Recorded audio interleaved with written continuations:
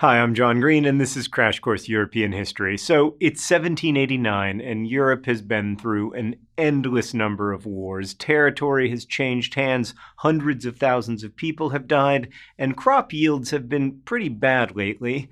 War is bad for agriculture, for one thing, but also the weather hasn't been too cooperative. Reformers across the Dutch states and the Habsburg Netherlands want to be more like the new United States, while Poles are demanding that the partition of their country be undone. And one kingdom has emerged a hero from all the overseas revolutions because of its support for the rebels in the 13 North American colonies. France has stood up for liberty and democracy and fraternity in North America. At home, it remained an absolute monarchy and was virtually bankrupt from all the warring. Its countryside was full of beggars, as was much of the European countryside, even as aristocrats grew ever wealthier, and the poor and middle class paid virtually all of the tax collected to support those ceaseless wars.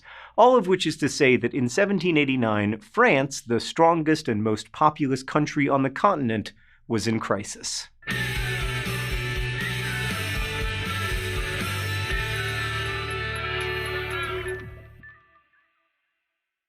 In 1789, Louis XVI ruled France. He loved to hunt and tinker with mechanical objects, especially locks. His wife, Marie Antoinette, was the daughter of Maria Theresa of the Habsburg Empire and the sister of Joseph II, its current ruler. And in a world where the marriage of two powerful families had long been seen as key to stability and prosperity, what could go wrong? Marie Antoinette was a big spender who had trouble relating to the poor, of which France had many. As bad harvests made the price of bread soar, more families couldn't afford to eat or else were eating bread that was cut with up to 50% sawdust. And in response to unaffordable bread, Marie Antoinette reportedly said, "Qu'il mange de la brioche," which is a great opportunity to trot out my amazing French accent, and also to talk about brioche, which is in the center of the world today. In English, the line is usually translated, "let them eat cake," but as you can see, brioche isn't cake exactly. It's just a different, fancier, more delicious kind of bread. It's delicious. Fluffy, eggy, quite light.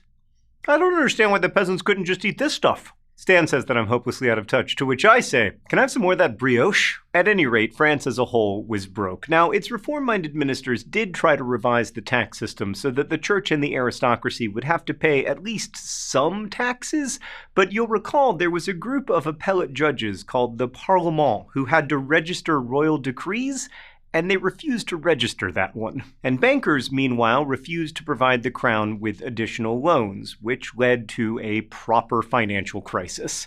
Let's go to the thought bubble. In response to this crisis, Louis XVI was forced to summon the Estates General, that is, a group of representatives of the clergy, the First Estate, the aristocracy, the Second Estate, and ordinary people, the Third Estate. In cities, towns, and villages across the kingdom, people met to set out their grievances in cahiers, or register books, for their representatives to take to this historic meeting. Meanwhile, discontent was rising as Marie Antoinette played at being a shepherdess in a pretend farm that was built for her on the grounds of Versailles so she could imbibe the air of nature and play at the work that so many were forced to do. On May 5th, 1789, members of the Estates General paraded in great ceremony through Versailles to begin deliberations. Louis XVI wrote of the events that day, quote, "Nothing happened. Went hunting."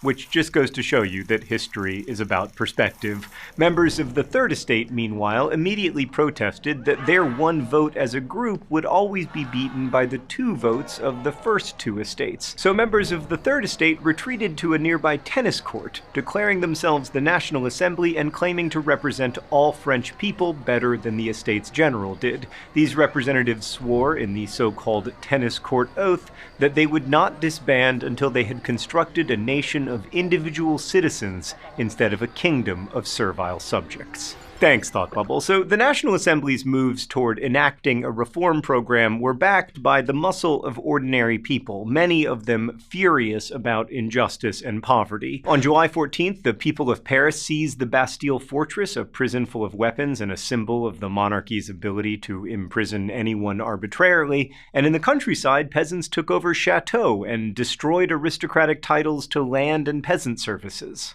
terrified aristocrats met on August 4th, 1789, and surrendered their privileges as feudal lords. The National Assembly then elaborated in a series of decrees declaring feudal society had come to an end. That same month, the Assembly passed the Declaration of the Rights of Man and of the Citizen, a document that protected property, ensured trial by jury, and guaranteed free speech. It read in part, "Men are born and remain free and equal in rights." And that included freedom of religion. It's hard to overstate how radical a change that was from a France in which just months earlier peasants were seen as neither free nor equal, and Catholicism was the kingdom's official religion. On October 5th, market women from Paris marched to Versailles in the so-called Women's March to bring the king and royal family to Paris, where they could be monitored by the people. Although the family was unharmed, some members of the royal circle, including the queen's best friend, were violated, murdered, and mutilated. Their heads and genitals were displayed on pikes, and aristocrats began to flee the country. Critically, the Declaration of the Rights of Man also stated that the power of the monarch flowed not from some divinity, but from the nation, and to that end the Assembly proceeded to draw up a constitution, making the monarchy a constitutional one. Then in 1790 they adopted the Civil Constitution of the Clergy, ultimately confiscating church property and also mandating the election of priests by their parishioners. And then in 1791, the royal family was like, we should probably get out of here. And they tried to flee, but were caught. Meanwhile, war broke out between the revolutionary government in France and Austria and Prussia, who were intent on crushing the revolution and putting the royals back in full control. Partly because, they had a vested interest. Their relatives were on the French throne, but also, as a general rule, monarchs like monarchy. As the Republic began to take shape, so did political parties. They arranged themselves in the Assembly Hall so that Republicans, who wanted to do away with the monarchs entirely, sat on the left, and the monarchists sat on the right. An array of others grouped themselves as parties across the hall, and from this arrangement we get the modern idea of politicians' ideas being left, center, or right. The Jacobin Club, a rising political party, was to the left, but it soon broke into several factions that were on the center, left, and radical left of the political spectrum. Politics, where the left has a right and the right has a left, and they both have centers that no one listens to. Amid these tremendous changes, women were claiming their rightful place as citizens to match the official expressions of equality and rights for all. In 1791, Olympe de Gouges, author and daughter of a butcher, published the Declaration of the Rights of Woman, stating explicitly women's equality with men. Women participated in political clubs and successfully pushed for laws that ended men's power over the family and also ended the practice of men getting a larger percentage of inheritances than women. As war advanced, women also lobbied for the right to serve in the army. And was war ever advancing? In 1792, the Parisian masses, threatened by the approach of foreign royal armies, took extreme action. They invaded the Parisian palace where the royal family lived and forced new elections for a national convention. Then, in the fall of 1792, further violence produced the abolition of the French monarchy altogether and a call for every other kingdom to do the same. "All governments are our enemies, all people are friends," read the Edict of Fraternity. Once the convention had declared France a republic in January 1793, Louis XVI was executed after a narrow vote. A new instrument of execution called the guillotine carried out what would soon become a bloodbath against many supposed enemies of the people. Because it killed so swiftly and allegedly painlessly, the guillotine was considered an enlightened form of execution. And that brings us to Maximilien Robespierre. With the king dead and the church legally abandoned, the Jacobins, under Robespierre leadership, committed the nation to a so-called reign of virtue and complete obedience to Rousseau's idea of the general will of the people, despite all those freedoms agreed upon in the Declaration of the Rights of Man. The Jacobins dramatically transformed French culture. Festivals celebrated patriotic virtue, churches were turned into temples of reason, dishware carried patriotic mottos, a new rational calendar was created, and clothing was in red, white, and blue, the colors of the revolutionary flag. Meanwhile, the Committee of Public Safety, with its Orwellian name and Orwellian mission, presided over the terror war in which people from all classes and walks of life, at least 40,000 of them, were executed in the name of supporting the nation through purges of enemies of the general will. Among these, in the autumn of 1793, were Queen Marie Antoinette, Olympe de Gouges, former mistresses of Louis XVI's grandfather, and other well-known women. Spies and traitors were said to be lurking everywhere, especially in women's political clubs and anywhere women congregated. Women seen in public were said to be threats to the revolution. But as French soldiers began to win their wars abroad, people tired of revolutionary bloodshed and eventually mounted an effective opposition. Counter-revolutionary uprisings in the Vendée region of France and activism by moderates led to the overthrow and then the execution of Robespierre and several of his closest allies. And by 1795, there were new factions heading a conservative government called the Directory. It inspired the French army to spread revolution to other parts of Europe, and that army was enthusiastic for good reason. The revolution's anti-aristocratic spirit allowed for ordinary soldiers to become officers, positions that were formerly allotted exclusively to noblemen. One such commoner was named Napoleon Bonaparte. He was extraordinarily charismatic, not particularly short, and with other ambitious newcomers, he took revolution across the Low Countries to German states and even into Italy. But even without French armies advancing it, revolution was erupting. During the French Revolution, Poles had revised their constitution, for instance, in 1791 and granted rights to urban people.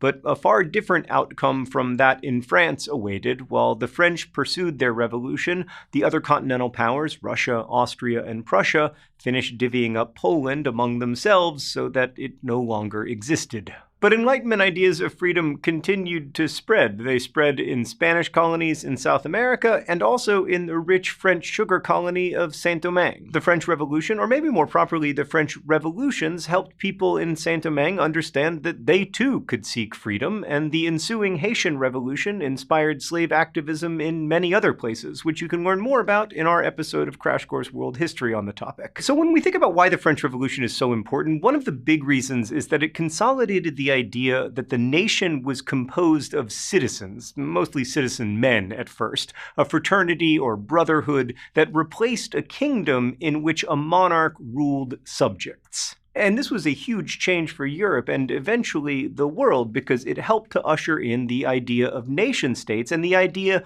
that the most important people within those nation-states are the citizens. And so enthusiasts for freedom flocked to France from all corners of Europe, if not in person, then at least in their imaginations. "Bliss was it in that dawn to be alive," wrote poet William Wordsworth. In contrast, opponents, like the British statesman and thinker Edmund Burke, deplored the rapid change and attacks on traditional institutions and the abandonment of accumulated wisdom from past ages. Burke's theories launched conservative political ideology in the revolution's aftermath. And we should be clear that the revolution was extremely violent and in many cases replaced poverty with poverty and injustice with injustice. History, again, is as much about where you sit as it is about what happened. But for the moment, revolutionary ferment remained alive in many sectors, exemplified by the writings of the English journalist Mary Wollstonecraft, who witnessed the revolution firsthand by going to Paris, and she defended the, quote, rights of man in a 1791 book, and then in 1792 published the classic A Vindication of the Rights of Woman. This enduring work compared the women of her day to the aristocracy, little educated, simpering, and ignorant. Lacking any rational, developed skills, women, in Wollstonecraft's formulation, were like aristocrats, conniving and manipulative, instead of being forthright and skilled and open, like Emile in the eponymous Rousseau novel. To end this debased condition, women needed education and legal protection of their person and their property. That is, legal equality. In the long run, the French Revolution had many important outcomes. As we've discussed, a nation formed by consensus of legally equal citizens came to replace a kingdom of subjects ruled by a king. The nation's bedrock was a set of values, including the rule of law and the right of free speech and the ownership of property, rather than the nation's bedrock being a king or a religion. This idea of individual rights, which would later be called human rights, of course, becomes extremely important in the 20th century and beyond. Yet in the French Revolution, and many later revolutions, as we'll see, the nation in times of stress can jettison this consensus about the rule of law and individual rights and become dictatorial, searching out enemies within and relying on force instead of consensus building. After 1795, there were big changes ahead for France and Europe as Napoleon Bonaparte came to play an outsized role on the world stage, and the new republic became a dictatorship once more. But we'll get to that shortly. Thanks for watching. And yes, that was a Napoleon joke. Thanks for watching Crash Course, which is filmed here in the Jaden Smith Studios in Indianapolis. Thank you, Jaden Smith. It's the coolest thing that's ever happened to us. And thanks to everyone who supports the show on Patreon. You can watch lots of other Crash Courses. We've got a new one on artificial intelligence, computer science, whatever you're interested in. Thanks again for watching. I'll see you next time.